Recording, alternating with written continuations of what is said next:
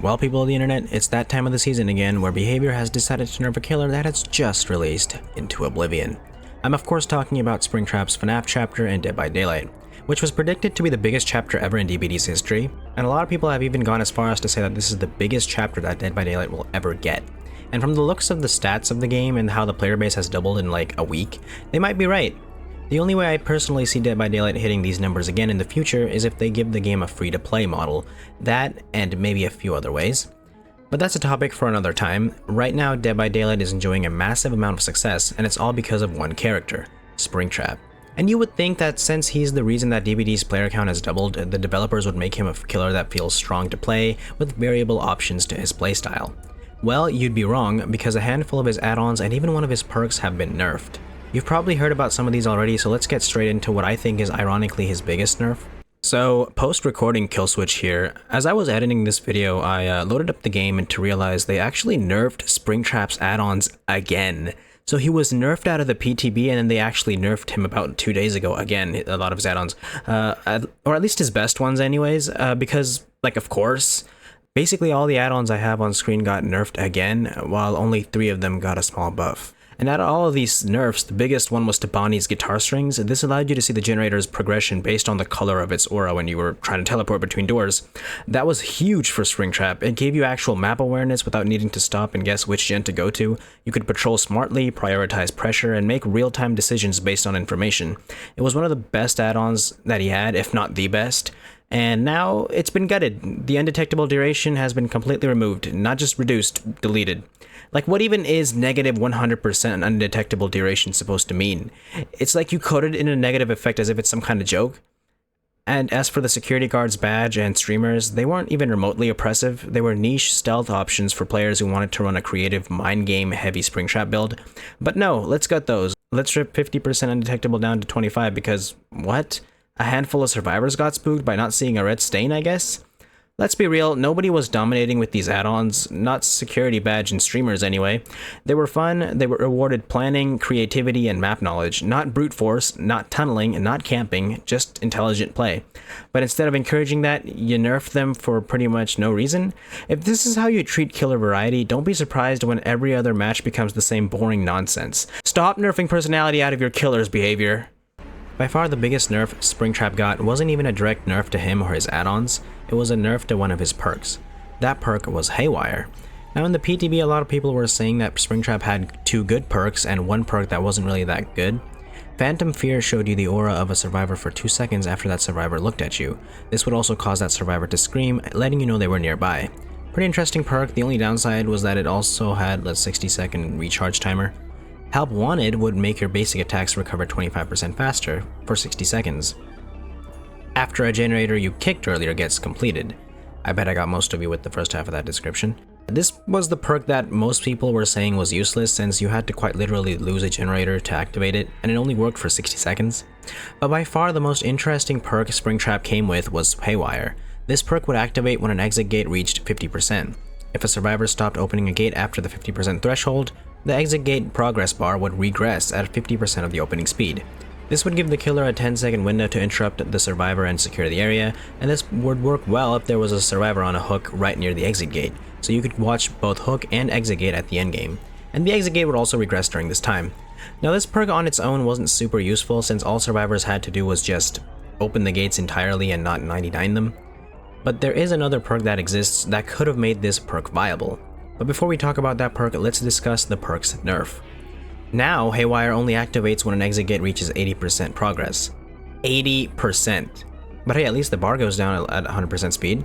If you do the math, the time it takes to open a gate from 80% to 100% is quite literally 4 seconds.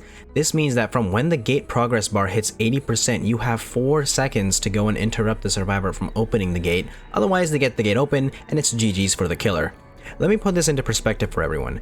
Haywire now only triggers at 80% instead of 50%? Who at Behavior looked at the most unique anti-exit gate perk we've gotten in years and thought, yeah, this is too spicy, let's gut it real quick. Are you kidding me?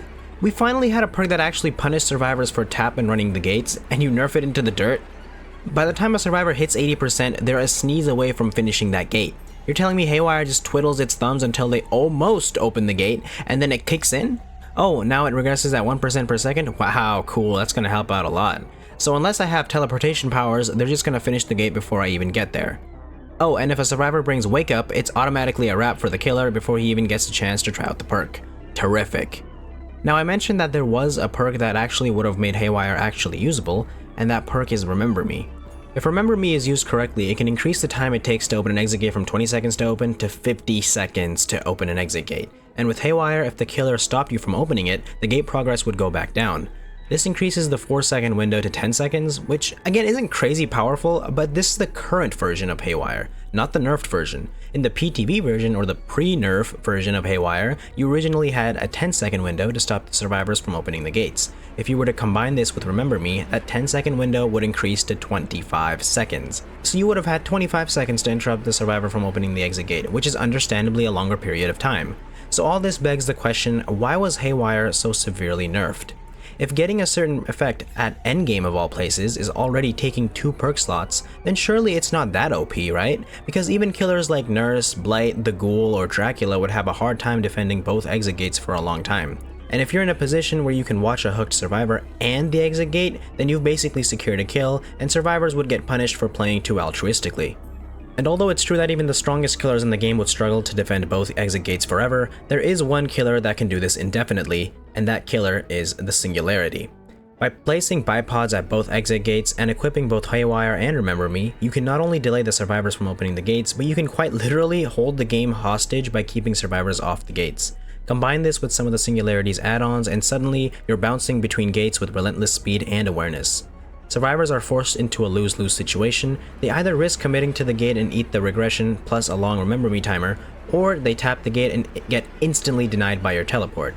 And if they spread out to try both gates, you can just alternate pressure using overclocked movement or surveillance. The combo doesn't just slow down the endgame, it strangles it out entirely. It turns a passive perk like Haywire into something oppressive, but only with the right killer and right setup.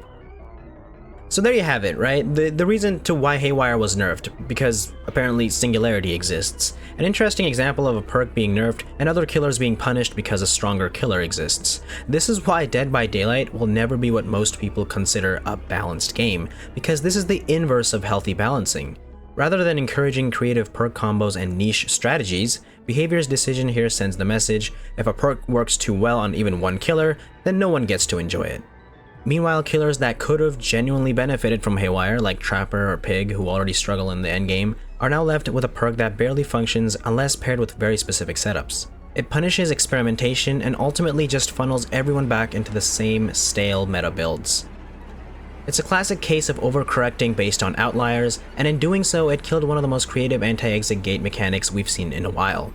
You throw on something like Haywire thinking, hey, maybe this will help me stall the endgame, and Behavior responds with, not if Singularity can abuse it, then nobody gets to use it. Also, can we just talk about how 2 of Springtrap's perks feel like they were designed with the Singularity in mind? Like these perks just have Singularity DNA all over them? Help Wanted decreases attack cooldown by 25%, but only for 60 seconds. Want to know a killer that has base kit attack cooldown and speed to use in those 60 seconds efficiently? The Singularity. Haywire also works great with Singularity, as I mentioned, and if you think about it, Phantom Fear works very well with Singularity too. As a matter of fact, Phantom Fear is a pretty crazy perk considering killers like Nurse exist, so just looking at the Nurse's general direction is enough to show her where you are now. That's right, Nurse. A killer that can teleport through walls to hit you. Can now have wall hacks with this perk. Sounds pretty overpowered, maybe we should nerf its cooldown to Phantom Fear can only be used once every 1 hour.